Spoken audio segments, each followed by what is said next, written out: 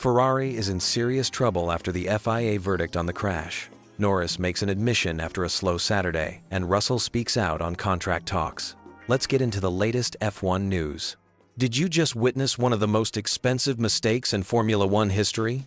Charles Leclerc and Lando Norris just had a collision that cost Ferrari €10,000 and left everyone asking the same question. How does this even happen at the highest level of motorsport? What we're about to dive into today isn't just another racing incident. This is a perfect storm of miscommunication, blind spots, and split-second decisions that reveals exactly how even the most elite teams can fall apart when it matters most. And the aftermath? Well, let's just say Ferrari's wallet is feeling a little lighter today. So here's what went down during Friday practice at the Singapore Grand Prix. Picture this. You're Charles Leclerc, sitting in your Ferrari, ready to exit the garage for some crucial track time. Your mechanic is your eyes and ears for what's happening around you, because once you're in that cockpit, your visibility is severely limited. You're completely dependent on your team to tell you when it's safe to go, but something went terribly wrong in those critical seconds. As Leclerc was being released from the Ferrari garage, both McLaren cars, driven by Lando Norris and Oscar Piastri, were also making their way into the fast lane. Here's where it gets interesting. Ferrari's pit crew thought the McLarens would exit slowly, so they gave Leclerc the green light to go. No stop message, no warning, just go. The result was immediate and costly. Leclerc's Ferrari made contact with Norris's McLaren, sending the British driver straight into the wall and damaging his front wing. It was the kind of incident that makes you wonder how professional racing teams with decades of experience can still get it so wrong. Now, Leclerc's reaction to all this is fascinating. Instead of throwing his team under the bus, he took a surprisingly mature approach. He admitted there was confusion in the pit lane and acknowledged that these things happen in racing. But let's read between the prati lines here. When a driver says there was confusion, that's diplomatic speak for someone seriously messed up. The Ferrari driver explained that he couldn't see the McLarens coming because they were in his burrowed blind spot as he exited the garage. His onboard camera was focused on his face, not the surrounding area, so he had to rely entirely on his mechanic Ali to guide him safely out. But that crucial communication never came. Think about the pressure these teams are under during practice sessions. With limited track time and constant red flags interrupting the session, everyone is desperate to get their cars out and collect valuable data. It creates a perfect storm of rushed decisions and heightened tension. As Leclerc put it, everyone was in such a rush to get out and do some laps after all the red flag interruptions. But here's where the story takes an even more dramatic turn. The FIA stewards didn't just brush this off as a racing incident. They hit Ferrari with a €10,000 fine and made it clear they considered this more serious than usual unsafe releases. The stewards specifically stated that Ferrari staff misjudged the situation when both McLaren drivers were feeding into the fast lane. €10,000 might not sound like much to a Formula One team, but it's the message that counts. The FIA is essentially saying that Ferrari's pit crew failed to maintain the safety standards expected at this level of competition. It's a public embarrassment for one of the sport's most prestigious teams. What makes this whole situation even more intriguing is how it highlights the human element in what many people think is a purely technological sport. Yes, Formula One has incredible engineering, advanced telemetry, and sophisticated communication systems. But at the end of the day, it still comes down to human judgment calls in high-pressure situations. Leclerc's mechanic had to make a split-second decision about whether it was safe to release the car. He saw the McLarens and made an assumption about their speed that turned out to be wrong. It's the kind of mistake that could happen to anyone. But when you're operating at the pinnacle of motorsport, there's no room for error. The broader implications of this incident extend beyond just one practice session.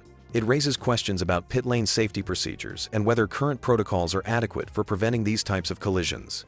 When cars are moving at relatively low speeds in the pit lane, any contact shouldn't result in significant damage or safety risks. For Norris, this incident added insult to injury during what was already a frustrating practice session. The McLaren driver was dealing with pace issues and had been critical of his own performance even before the collision. Having his session cut short by someone else's mistake must have been particularly galling. Looking ahead, this incident serves as a reminder that in Formula One, everything matters. Practice sessions aren't just casual runarounds. They're crucial opportunities for teams to gather data, test setups, and prepare for qualifying and the race. When incidents like this happen, they can have ripple effects that extend far beyond the immediate damage. For Ferrari fans watching this unfold, it's another example of how their team sometimes seems to find new ways to create problems for themselves. Whether it's strategy mistakes during races or communication breakdowns in the pit lane, Ferrari has developed an unfortunate reputation for snatching defeat from the jaws of victory. As we head into the business end of the racing weekend, both teams will need to put this incident behind them and focus on maximizing their performance. But don't expect this to be the last we hear about pit lane safety and communication protocols. Sometimes it takes an expensive mistake to remind everyone just how important getting the basics right really is in Formula One.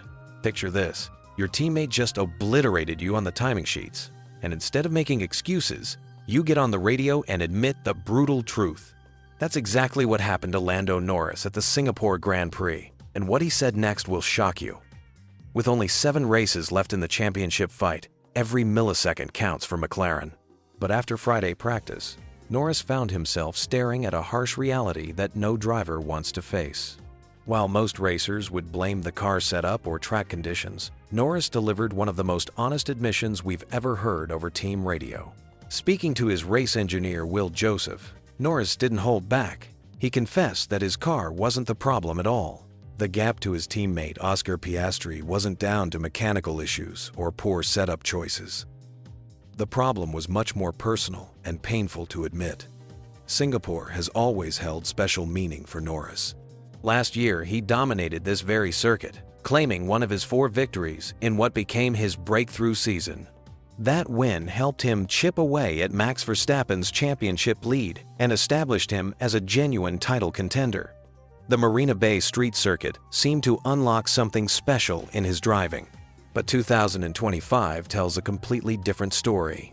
This time around, Norris isn't chasing Verstappen for the championship crown. Instead, he's locked in an intense battle with someone much closer to home, his own teammate, Oscar Piastri. The dynamics have shifted dramatically, and the pressure is mounting with each passing race. During Friday's second practice session, everything that could go wrong seemed to happen for Norris. The session was repeatedly interrupted by red flags as debris from various incidents littered the track. But the worst moment came when Norris was leaving his pit box, and Charles Leclerc's Ferrari suddenly appeared right in front of him. The collision was inevitable.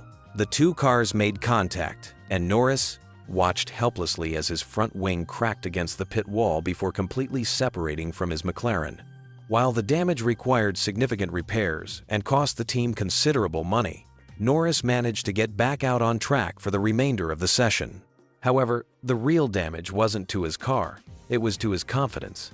When the checkered flag fell on practice, Norris found himself languishing in 5th place, nearly half a second behind his pace-setting teammate. That gap might as well have been half a lap in psychological terms. What happened next was extraordinary. Rather than blame the earlier collision, the interrupted session, or any technical issues, Norris looked inward with brutal honesty.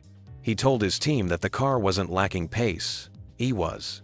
The half-second deficit to Piastri wasn't mechanical. It was purely down to his driving performance. This level of self-awareness is rare in Formula One, where drivers typically protect their reputation at all costs. Norris could have easily pointed to the crash with Leclerc, the limited running time, or setup compromises. Instead, he took full responsibility for his struggles. Speaking after the session, Norris elaborated on his difficulties. He admitted to missing all the sensations and feelings that made him so dominant at Singapore just 1 year ago. The connection between driver and machine that had been so strong in 2024 simply wasn't there anymore. The contrast with his teammate couldn't have been starker. While Norris struggled to find rhythm and confidence, Piastri was flying. The young Australian topped the timing sheets and spoke positively about his car's balance and his learning throughout the session. He felt he'd found his feet with the tire compounds and was optimistic about the weekend ahead. Piastri's approach to the weekend also revealed interesting strategic thinking. He emphasized that qualifying would be absolutely crucial at Singapore, more so than at most circuits. His philosophy was clear. It's better to qualify higher and deal with race unknowns than to qualify poorly with perfect race setup knowledge. The psychological impact of Norris's struggles extends far beyond one practice session. With championship points at stake and his teammate currently ahead in their internal battle, every moment of weakness gets magnified. The fact that he's struggling at a circuit where he previously excelled adds another layer of complexity. What makes this situation even more intriguing is how Norris plans to handle the remainder of the weekend. Without proper long-run data and no opportunity to make up for lost time, he's essentially planning to wing it come race day. That's a dangerous gamble in Formula One, where preparation typically separates success from failure. The honesty displayed by Norris raises questions about driver psychology and team dynamics. How do you bounce back when you've publicly admitted that you're not performing at your best? How does a team handle a driver who's lost confidence at a crucial moment in the championship? Meanwhile, Piastri continues building momentum at exactly the right time. His confidence is sky high, his pace is there, and he's thinking strategically about the entire weekend. The championship fight between these teammates is shaping up to be one of the most fascinating internal battles we've seen in years. As we head into qualifying and the race, Norris faces a crucial test of character.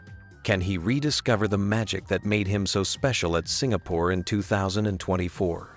Or will his brutal honesty become a self-fulfilling prophecy that costs him valuable championship points? One thing's for certain, when a driver admits their teammate is simply driving better, it creates a fascinating psychological dynamic that could define the rest of their championship battle. Picture this: a Formula One driver sitting in front of cameras, getting asked the same question for the 100th time, and finally snapping. That's exactly what happened when George Russell faced the media circus in Singapore, and his response tells us everything we need to know about what's really going on behind closed doors at Mercedes. The British driver's contract saga has been dragging on for months, and journalists keep pressing for answers that simply aren't there yet. When asked once again about his Mercedes future, Russell's patience finally wore thin. His exasperated response of asking how many more times he'd have to field these questions revealed the mounting pressure he's been under. But here's where things get interesting. This isn't just about a delayed signature on some paperwork. There's a complex web of negotiations happening that could reshape Mercedes' entire future, and Russell finds himself right at the center of it all.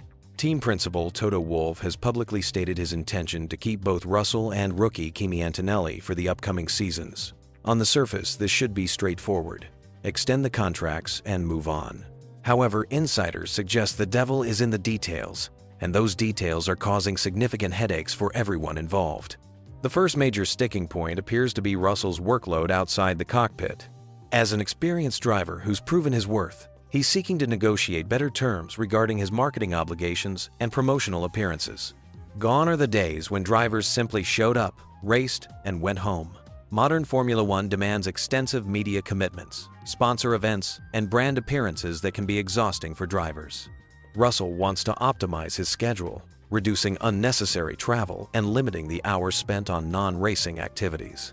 This makes perfect sense from his perspective, which has established himself as a top-tier driver and deserves some control over his time. Mercedes, however, relies heavily on their drivers for marketing purposes, making this a delicate balancing act. The financial aspect adds another layer of complexity. Reports suggest Russell is seeking improved compensation terms, which is entirely reasonable given his performance level and market value. He's consistently delivered strong results for Mercedes and has shown he can handle pressure situations with maturity beyond his years. Perhaps the most intriguing element is the contract duration itself. Here's where Max Verstappen enters the conversation. Even though he's not directly involved, the Red Bull champion's contract situation has created ripple effects throughout the paddock, with teams positioning themselves for potential opportunities. Mercedes finds itself in a tricky situation. They want to secure Russell's services, but they're also aware that Verstappen might become available in the coming years. This has led to speculation about whether Mercedes is only willing to offer Russell a short-term deal to keep their options open. From Russell's perspective, this approach would be insulting. He's invested years building his relationship with Mercedes, developing his skills within their system, and proving his loyalty.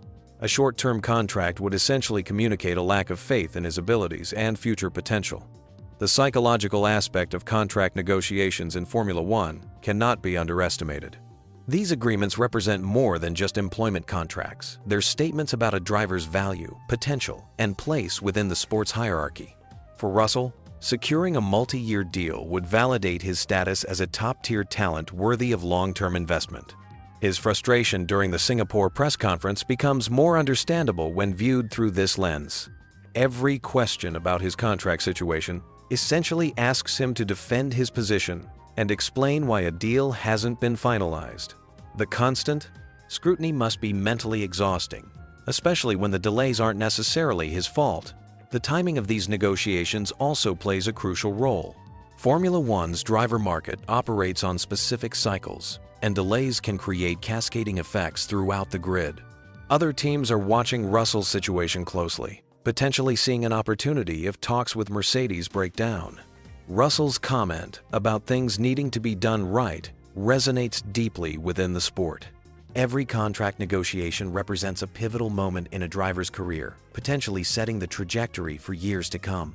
The stakes are incredibly high, and rushing into an agreement that doesn't serve his long-term interests would be foolish. The mutual benefit aspect he mentioned reveals his mature approach to negotiations. Rather than making unreasonable demands, he's seeking an arrangement that works for both parties. This diplomatic stance demonstrates why Mercedes values him not just as a driver, but as a professional representative of their brand. Despite the public drama and media speculation, Russell remains confident that a deal will eventually be reached. His recent visits to Mercedes facilities and continued involvement in development work show that both parties remain committed to finding a solution. The resolution of Russell's contract situation will likely set precedents for future negotiations throughout Formula One. As the sport continues evolving and driver power increases, the terms and conditions of these agreements become increasingly important. When the dust settles and Russell finally puts pen to paper, his Singapore outburst will be remembered as a rare glimpse behind the polished facade of Formula One's contract negotiations. What if I told you the biggest mastermind in Formula One history might be about to pull off the ultimate power play? The man who turned Red Bull into a championship dynasty is now plotting his most audacious move yet, and it could completely reshape the sport forever. Christian Horner just walked away from Red Bull with a $100 million settlement, and something even more valuable: complete freedom to return to Formula One by mid-2026. But here's the twist nobody saw coming. After 2 decades of building other people's empires, Horner isn't looking to be just another highly paid employee anymore. He wants ownership, he wants control, and he might just be crazy enough to start his own team from scratch. Think about it. This is a man who's won 124 Grand Prix races, second only to the legendary Ron Dennis. He transformed Red Bull from energy drink marketing experiment into the most dominant force in modern Formula One. Sebastian Vettel's 4 consecutive championships from 2010 to 2013, Max Verstappen's current reign of terror, all under Horner's leadership. Now imagine that tactical genius, that commercial savvy, that ruthless competitive drive unleashed without any corporate overlords holding him back. The whispers in the paddock are getting louder. Multiple sources suggest Horner has already been in meetings with potential investors. Big money people who understand that backing a proven winner like Horner isn't just about racing, it's about building a global entertainment empire. Formula One management, the commercial rights holder, supposedly wants Horner back on the grid. They know he's box office gold, the kind of larger-than-life personality who generates headlines and drives viewership. But starting a new team isn't some weekend hobby project. We're talking about a multi-year, multi-$100 million undertaking. Look at Cadillac's Journey, formerly known as Andretti. They passed all the technical requirements but still took years to actually join the grid because of commercial complications. However, Horner has something Andretti didn't. He's already proven he can win at the highest level, and Formula One management actually wants him back. Here's where it gets really interesting. Horner has experience building racing teams from nothing. Back in the 1990 seconds, he and his father Gary founded Arden, which became a powerhouse in junior racing categories, winning multiple championships across 28 years of competition. That's where he learned the fundamentals before Red Bull came calling. So he's not some corporate suit trying to play race car team owner. He's been there, done that, got the trophies to prove it. The timing couldn't be more perfect. Several key commercial and marketing executives from Red Bull were released at the same time as Horner. Suddenly, you've got an entire experienced management team available to join this hypothetical new venture. These are people who know how to secure sponsorship deals, manage partnerships, and build a brand that resonates globally. But Horner won't be the only former team principal trying this route. Otmar Schaffnauer, who previously led Force India and Alpine, is also exploring the new team pathway. When the next expression of interest process opens, it could come down to Horner versus Schaffnauer, potentially alongside a major Chinese manufacturer like BYD. The Chinese angle is fascinating. BYD, through their Yangwang Performance division, has been setting production car performance records left and right. FIA President Mohammed bin Sulayem has basically confirmed that Formula One management would approve a substantial Chinese team application. The money and technical capability are definitely there. Would Horner try to compete against that kind of industrial backing, or would he be smart enough to team up with them? If starting fresh proves too complex, Horner has other intriguing options. Aston Martin presents the most compelling possibility. Lawrence Stroll has been throwing serious money at transforming the former Jordan/Force India operation. We're talking about £600 million invested, with the team now valued at over $2 billion. State-of-the-art facilities, Adrian Newey as technical partner, Honda engines returning. It's basically everything Horner knows how to work with. The Aston Martin scenario gets even juicier when you consider the relationships involved. Despite media speculation, Horner and Newey remain close friends. They've been spotted socializing outside the paddock, attending concerts together with their families. Horner also maintained good relationships with Honda throughout their Red Bull partnership. The split happened because Honda was uncertain about their future direction, not because of any personal conflicts. Andy Cowell currently runs Aston Martin as CEO and team principal, and he's doing excellent work. But would Lawrence Stroll consider bringing in Horner as well? Perhaps with an ownership stake similar to what they offered Newey. Stroll has shown he's willing to make bold moves to attract top talent. Having both Cowell's technical expertise and Horner's political savvy could create an unstoppable combination. Then there's Alpine, which presents perhaps the most realistic short-term opportunity. Flavio Briatore is officially an executive advisor, but everyone knows he's really running the show. At 75 years old, Briatore might be looking for a succession plan. And here's the kicker. Briatore and Horner are genuine friends. It's not hard to imagine them working out some kind of transitional arrangement. Alpine has been somewhat directionless lately, especially after stepping back from engine manufacturing to become a customer team. That's a massive psychological blow for a company with such racing heritage. Someone with Horner's operational expertise and marketing brilliance could be exactly what Enstone needs to rediscover their identity and competitive edge. Haas represents the most intriguing wildcard. Gene Haas keeps insisting he's not interested in selling, but what about bringing in a partner? Team principal Ayao Komatsu has been phenomenal since taking over from Guenther Steiner, securing that crucial Toyota partnership and really elevating the team's capabilities. A Horner/Komatsu partnership could work brilliantly, combining Horner's strategic vision with Komatsu's technical leadership. The fact that Horner apparently reached out to Haas first, rather than the other way around, tells us everything about his motivation level. This isn't someone content to sit on the sidelines spending his settlement money.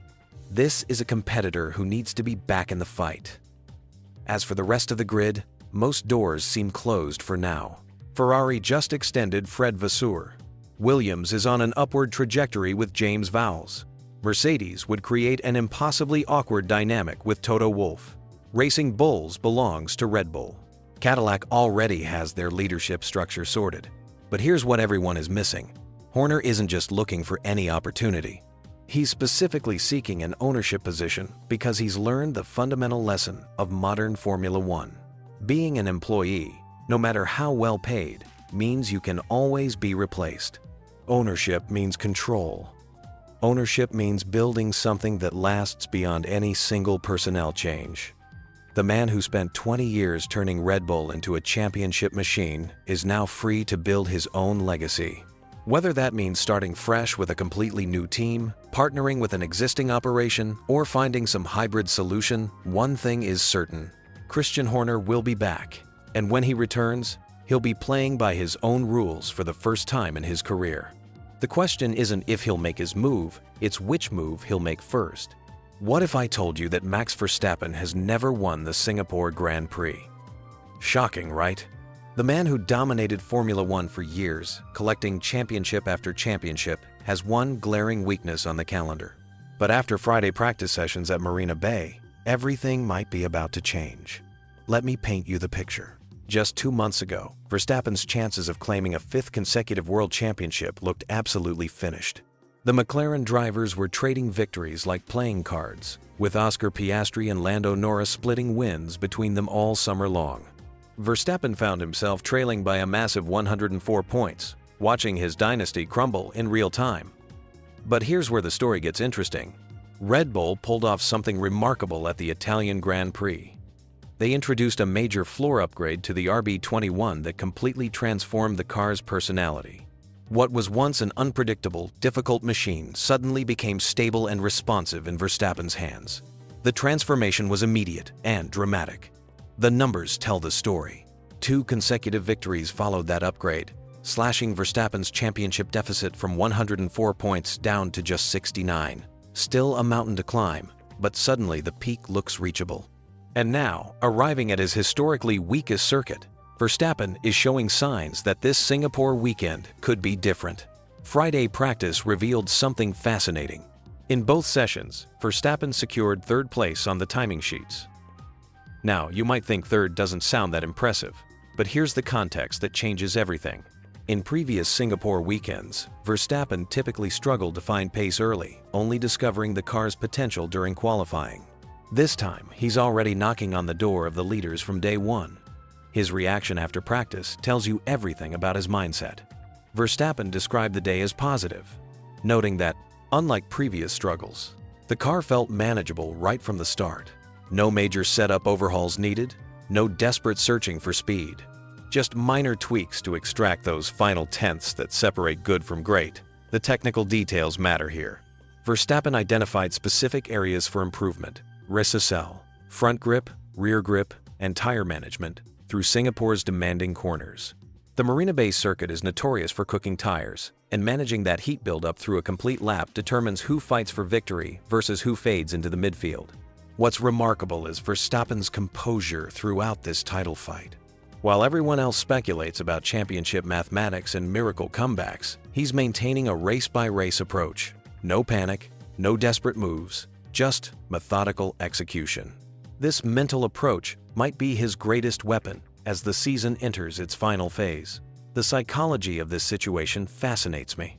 Verstappen has transformed from defending champion to hunter, and historically, that's when he's most dangerous. When expectations drop and pressure shifts to others, that's when his natural speed advantage becomes most apparent. His competitors should be genuinely concerned about what they've awakened. Looking at the broader championship picture, the math remains challenging but not impossible. Piastri leads with Norris in 2nd, but both McLaren drivers now face a rejuvenated Red Bull package that's found its sweet spot. If Verstappen can maintain his recent winning streak, the points gap shrinks rapidly with each victory. Singapore represents a perfect test case for this new dynamic. A circuit where Verstappen has historically struggled, now facing him with his most competitive car in months. The track's unique characteristics, WDs, tight corners, limited overtaking opportunities, extreme tire degradation, SEA, create a scenario where small advantages get amplified into decisive results. The ripple effects extend beyond just this weekend. Should Verstappen claim his first Singapore victory, it would send shockwaves through the championship standings and McLaren's confidence. Suddenly, no circuit would feel safe for his rivals. Every remaining weekend would carry the threat of another Verstappen masterclass. Temperature management becomes crucial under Singapore's lights. The combination of ambient heat, track surface temperature, and the physical demands on both driver and machine create a complex puzzle. Verstappen's comments about keeping tires alive throughout each lap reveal his understanding of this challenge and confidence in addressing it. What makes this weekend particularly intriguing is the convergence of multiple factors. Verstappen's improved car, his psychological advantage as the hunter rather than hunted, his methodical approach to setup work, and his growing confidence at a historically difficult venue. All these elements align toward a potentially breakthrough performance. The championship battle enters a new phase here in Singapore. No longer can McLaren assume certain circuits are safe from Verstappen's reach. If he can conquer Marina Bay, Every remaining weekend becomes a potential turning point in the title fight. The stage is set for something special. Verstappen stands on the brink of breaking his Singapore curse with championship implications hanging in the balance. Sometimes in Formula One, the most unlikely venues produce the most memorable moments. This weekend might just be one of those occasions where history gets rewritten under the floodlights.